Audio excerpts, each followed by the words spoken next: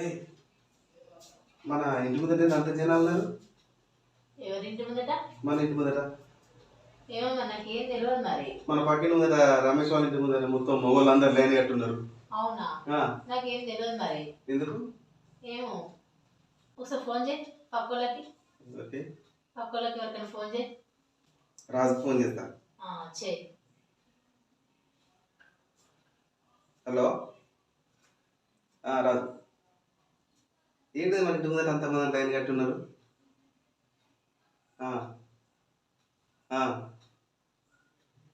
అట్లానా? Okay okay. ఏమైందట? పక్కిన రమేష్ చెట్ల మందు తయారు చేసిండట, అలా భార్యకి ఇచ్చిండట చెట్ల మందు. ఇస్తే అలా భార్య మాట పోయిందట. అయ్యో అవునా? నేను కూడా పోయేసా. ఎక్కడ పోతాను?